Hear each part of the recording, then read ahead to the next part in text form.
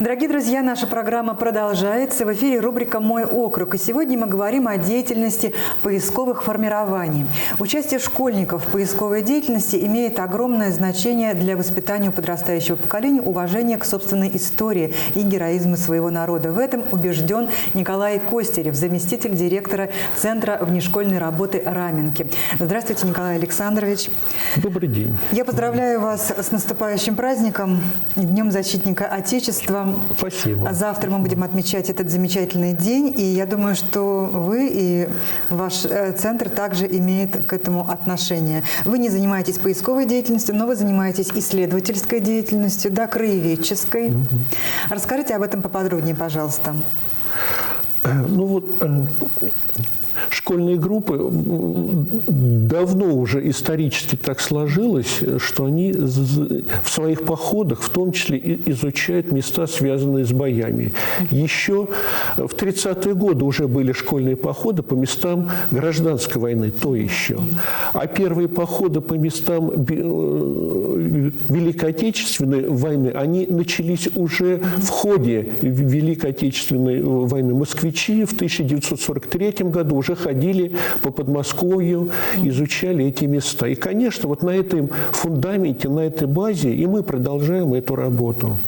И в своих походах мы посещаем эти места, изучаем эти места, показываем их современным детям.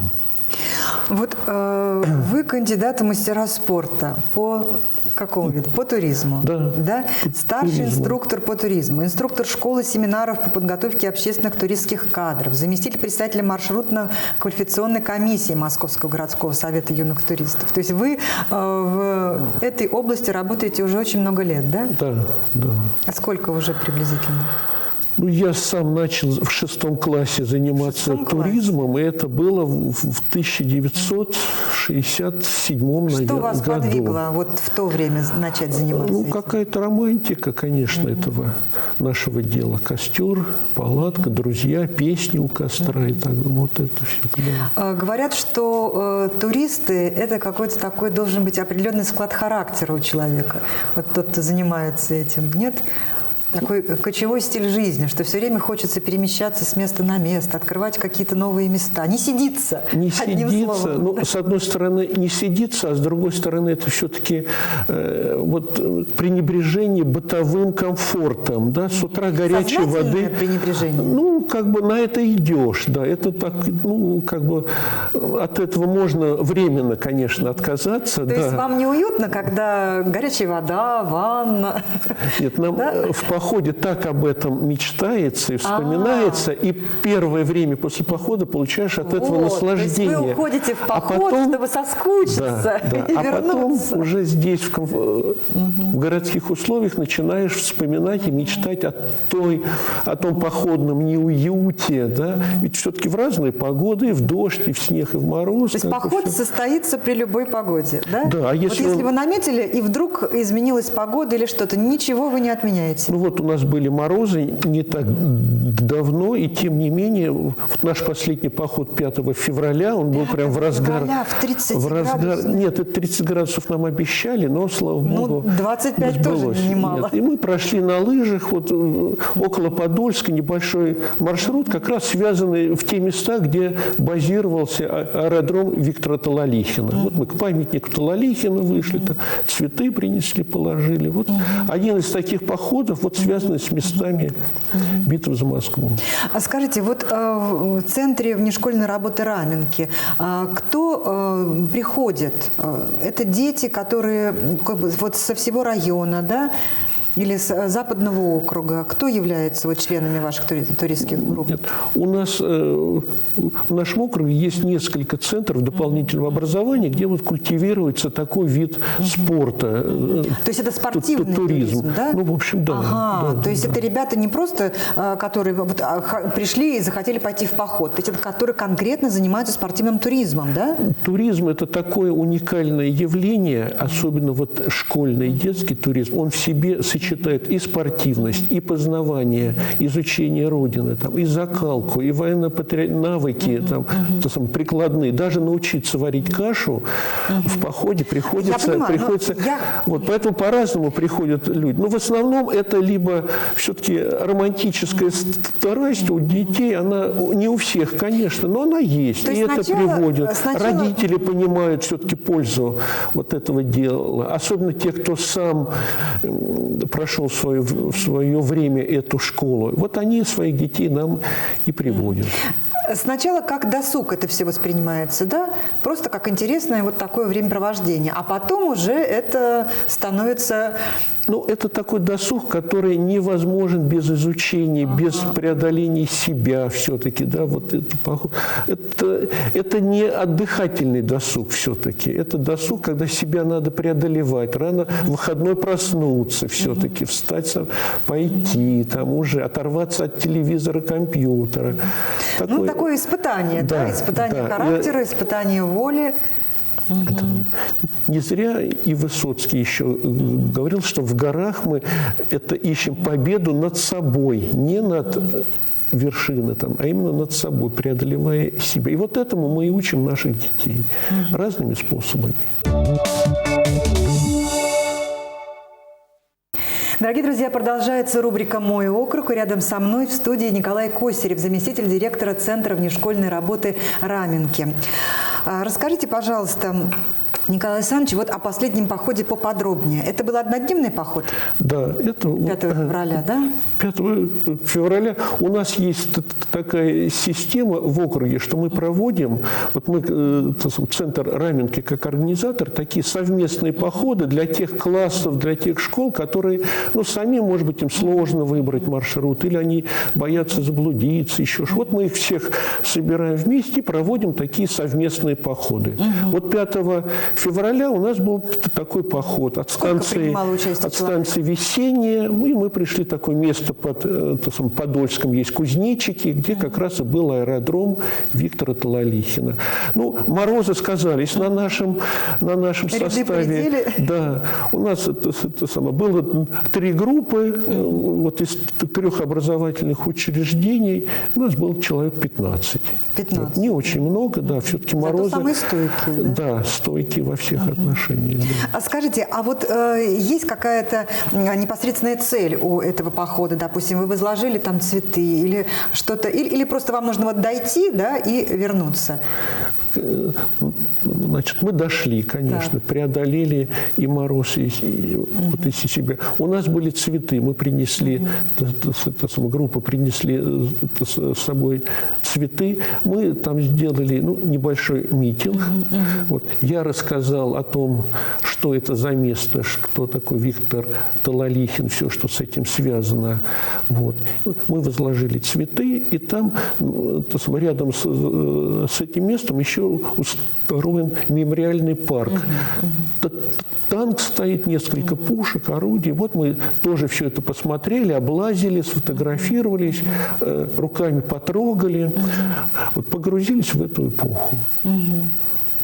То есть это и спорт, это, как вы сказали правильно, преодоление себя, закалка характера. А по пути у нас был костер, по пути... Да. Но с познавательной точки зрения ребята тоже много получили, да? А какой-то потом видеоотчет об этом событии вы у себя в центре делаете? У нас есть интернет-сайт, где мы рассказываем о своей туристской работе в Западном округе. И вот на этот сайт уже эти материалы этого похода и фотографии, текстовая часть выложены. Вот. И по материалам обычно у нас еще проходит окружной конкурс «Фронтовые дороги». Это конкурс боевых листов, посвященных походам, экскурсиям, поездкам по местам. Когда проходит этот конкурс? Битвы. Вот он проходит традиционно к 23 февраля. Мы его проводим. Да, вот сейчас мы проводим по итогам предыдущего года, а в следующий 23 февраля уже по итогам этого 2012 года у нас будет этот конкурс. И там-то мы увидим как раз материал о всех наших походах. Ну что же, сейчас мы продолжим нашу беседу. Вот интересные материалы вы принесли к нам в студию. Сейчас мы это посмотрим, и вы расскажете. А пока, дорогие друзья, я предлагаю вашему вниманию видеоматериал о Центре внешкольной работы Раменки. Внимание на экран. 7-я открытая патриотическо-краеведческая экспедиция пионеров и школьников Раменок под названием «Москва. Рубежи славы» завершилась в феврале нынешнего года. Ее организатор – это Московская городская пионерская организация и юный путешественник, работающий на территории района Раменки. Основная задача и цель экспедиции – патриотическое воспитание школьников, сохранение народной памяти о ратных подвигах защитников Отечества. В течение всего времени участники экспедиции побывали в туристско-краеведческих походах, экскурсиях по местам, связанным с обороной Москвы в 1941 году. Мальчишки и девчонки увлеченно занимались сбором материалов о ходе Московской битвы, о ее героях. Они также общались с ветеранами, живущими в районе Раменки, собирая их воспоминания о битвах за Москву, о жизни фронтовиков в условиях военного времени. Эти материалы существенно пополнили музеи и уголки боевой славы школ района Раменки. Ребята приняли участие в конкурсах, которые прошли в рамках работы экспедиции. Они писали отчеты о походах, экскурсиях, рассказы, стихи, статьи и даже создавали кинофильмы. Лучшие из работ будут награждены почетными призами. Работа по увековечиванию памяти павших продолжается. И уже этой весной ребята отправятся в следующую экспедицию. А для кого-то это будет первый в жизни поход в историю военных лет. Ирина Федорова, Москва, телевидение, Западный округ. Дорогие друзья, мы снова в студии телеканала МТЗ. Наш эфир продолжается. Я напоминаю, что рядом со мной заместитель директора Центра внешкольной работы Раменки Николай Костерев. Николай Александрович, вот в этой книге собраны маршруты походов по местам битвы за Москву.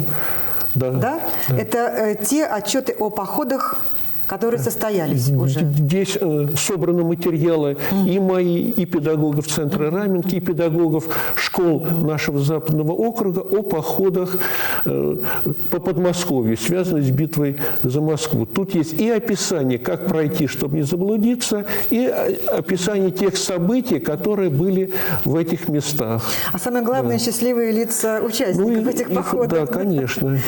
Куда же без детей? Как говорит Владимир Высоцкий, которую мы сегодня вспоминали, лучшая вершина, которую ты не покорил. Поэтому, когда поход уже определен, да, он уже считается, подготовленным. А самый лучший тот, который впереди. Вот что планируется? Какие дальше вершины вы хотите покорить? У нас есть лето, впереди лето. Конечно, вся наша работа вот в течение учебного года, она такой яркой точкой будет наши летние походы. Куда пойдете? У нас одна группа собирается на Кольский полуостров с посещением города-героя Мурманска, изучением этих мест.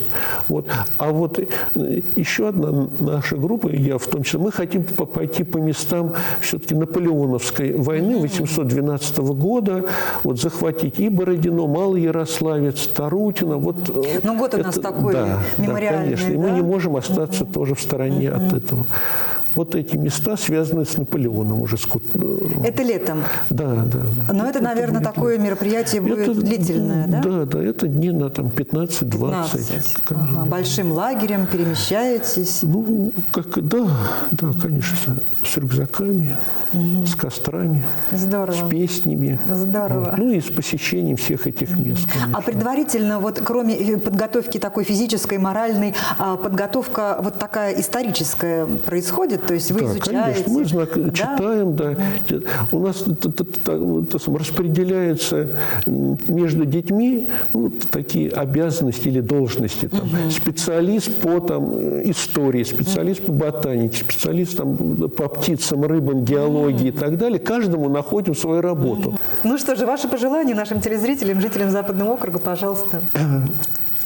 Поздравляю всех москвичей с праздником Дня защитника Отечества. Особенно хотелось бы поздравить ветеранов Великой Отечественной войны с этим праздником. Пожелать им долгих, многих лет жизни, благополучия и здоровья. Встречи с вами нас поддерживают. Живите долго. Спасибо большое, Николай Александрович, что пришли сегодня к нам в студию. Удачных вам походов, хороших эмоций и здоровья, конечно. До свидания.